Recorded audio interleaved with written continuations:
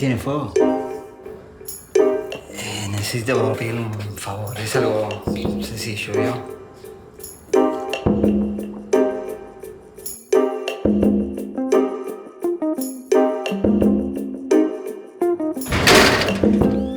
¿Dónde está su amigo? Lo vieron en la estación del cruce. Necesito hablar con él.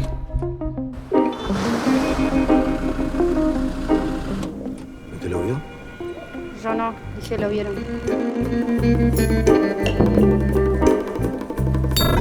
Creo que todo el guión está bastante inspirado en una serie de documentales que venía de filmar en la Patagonia, donde retratábamos personajes, trabajadores, todos ellos dedicados a actividades bastante rústicas, como podía ser trabajar en la minería o trabajadores del campo, pescadores, estibadores. Si bien ninguno de ellos es específicamente marinero, como el protagonista de la película, pero sí todos ellos tienen muchas facetas y aspectos que después se volcaron o ayudaron a inspirar a la historia y al protagonista. La escritura del guión tomó aproximadamente 2 años, si bien previamente hay primeros bocetos y escrituras de escaletas donde se va delineando la historia y va tomando forma más concreta, pero creo que a partir de haber participado en Raimundo Gleiser, fue a partir de ahí que fueron más o menos 2 años de darle forma al guión definitivo. La película está ambientada en un pueblo portuario donde parte de la propuesta estética es que no sea un pueblo reconocible. Algo que buscábamos era que fuera un pueblo geográficamente ubicable para el espectador, que diga, bueno, esto pasó en Mar del Plata o en Necochea. Toda la historia tiene un carácter atemporal. La primera propuesta que teníamos era de filmar en un pueblo portuario patagónico, pero finalmente por cuestiones operativas y logísticas hicimos un scouting en provincia de Buenos Aires y allí encontramos el puerto de Quequén y Necochea, que no solamente nos pareció muy interesante, sino que además nos daba un plus, que era el bosque y una playa diferente. Con eso nos permitía armar este pueblo que queríamos contar, donde está armado un poco con fragmentos tanto de Quequén como espacios de Necochea.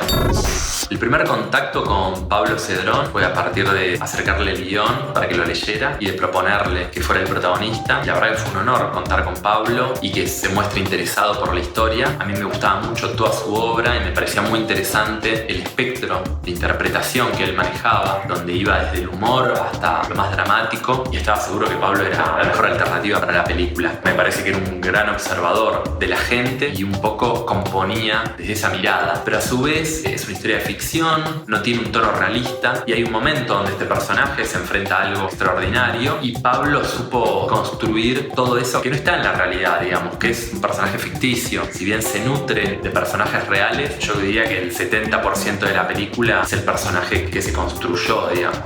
Tuvimos un tiempo de ensayo que es fundamental para llegar preparados al rodaje, pero sobre todo creo que es muy enriquecedor la instancia del ensayo para terminar de construir los personajes. Creo que es el momento donde empiezan a tener voz y palabra, eso que hasta el momento estaba simplemente en un guión, en un papel, es donde empieza a tener vida y es donde como director uno empieza a ver cómo funcionan y cuán orgánico es toda esa dinámica entre ellos, donde inclusive algunas líneas de diálogo que modificamos terminaron quedando en el guión a partir de esas improvisaciones.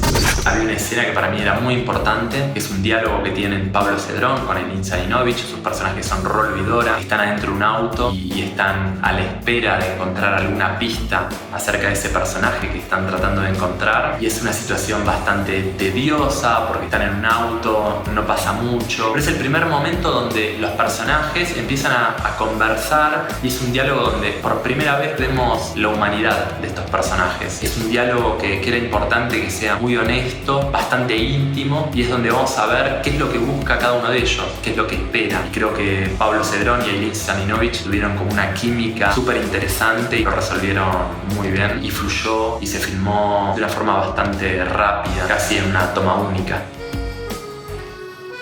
Bueno, me gustaría, la verdad, comprar un barco. ¿Un oso de pesca? Sí, pero más chico. Y acondicionarlo como para hacerlo hacer de turismo.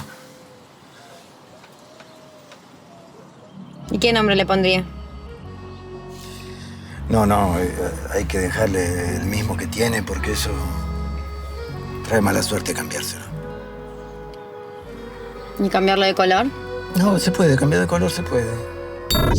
El cine tiene grandes desafíos por delante. Muchos de ellos se adelantaron con esta situación de aislamiento que provocó el COVID-19, donde terminó como adelantando esta consolidación de consumir películas y entretenimiento por plataformas digitales. Creo que por un lado tienen un desafío muy grande las salas de cine, que está relacionado con comunicar y volver atractivo el espacio de la sala de cine para ver películas. Creo que tienen un poco la responsabilidad, por así decirlo, de transmitirle a las nuevas generaciones el encanto de la sala de cine, de ver una película en una pantalla grande, en una situación a oscuras durante 90 minutos, con una abstracción que no es la que tenemos viendo una película en nuestras casas. Por otro lado está el desafío ante las plataformas digitales, donde se genera una competencia un poco desleal con respecto a los contenidos locales o regionales, donde pueden quedar un poco monopolizados qué es lo que nos llega, qué es lo que podemos ver.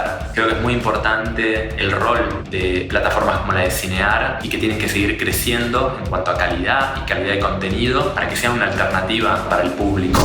Respecto al estreno de las películas en plataformas como Cinear, es muy importante, tomando solo algunos aspectos como ser que uno puede estrenar llegando a todo el país cuando no hay salas de cine en todo el país. Eso abre el juego a una llegada mucho mayor de audiencia que lo que tenían las salas de cine. Yo creo que en el futuro van a convivir los dos formatos. Creo que también el desafío está en entender la dinámica que irán teniendo estas plataformas, el público y un poco hacia los lugares que irán mutando todo esto que los desconocemos. Creo que son cambios muy rápidos y hay que estar muy al día para poderlos entender y no quedar a la sombra de estas plataformas.